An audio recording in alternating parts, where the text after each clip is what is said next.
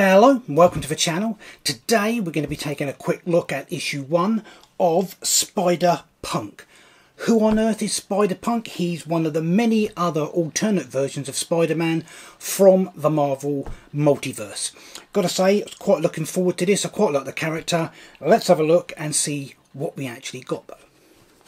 Swinging through Earth 138 with his axe in hand, by axe they obviously mean guitar, Hobie Brown brings the sound and fury as the hero of the revolution, the one and only anarchic Spider-Punk.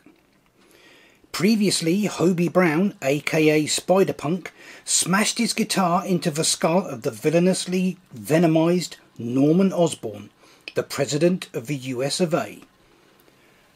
Hobie and the Punk Underground thought that'd be enough to change the current state of affairs, but the chaos looks to run deeper than they could have ever expected. So here Hobie Brown is Spider-Punk, and obviously in the main Marvel Universe Hobie Brown is the Prowler. And on the first panel it says, "I'm a street-walking cheater with a heart full of napalm.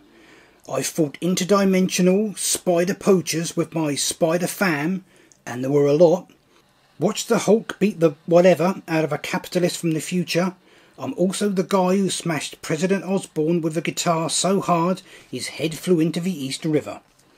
So what do we get in here? Well, we've got Spider-Punk, obviously, and we've got a bunch of other familiar characters, or versions of familiar characters. We have got Carl Morningdew, who apparently is the Sentinel of Cowlitz Nation, Captain Anarchy. We've also got someone called Robbie, who appears to be their version of the Hulk, although we don't get to see him Hulk out in this particular issue.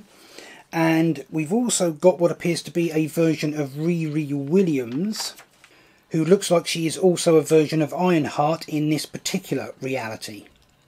So what about the story? Well, basically what happens is we get Spider-Punk and Captain Anarchy fighting a group of Russian street punks called Kraven and the Hunters. Once that's over, they go back to base and are followed by Kraven and the Hunters, so we then get them fighting Kraven and the Hunters again. And then at the end we get a big reveal as to who the big boss is behind Kraven and the Hunters.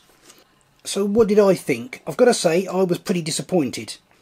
I'm not a big fan of the artwork. I mean, every artist has got their own style. Some you like, some you don't. This is a bit more cartoony than I would have liked, I think. It's mostly okay, but you do get the odd panel where the artwork does look a little bit iffy, shall we say. But mostly it was the writing I'm not a big fan of.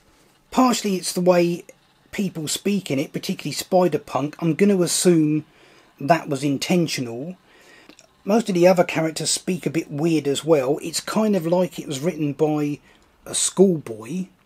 I didn't really like it. There's a bit of diversity in there, which is really kind of up front, but is only really for one panel, so that's fine. But mainly it's the story. We've got the characters fighting this group of, like I say, street punks, and then they do exactly the same thing again. And then there's a big reveal at the end, and it just wasn't very interesting. I found it not very interesting, and I wasn't very keen on the artwork. So I've got to say, for me, I was quite disappointed in this, and I certainly didn't feel any desire to pick up the next issue, which is kind of a shame. So there we go. That is issue 1 of Spider-Punk. Not for me, really. I don't think I'll be carrying on with any more issues of this. Bit unfortunate, but there we go. That is it for this video. Until next time, remember, hit the thumbs up below, and I will see you in the next one.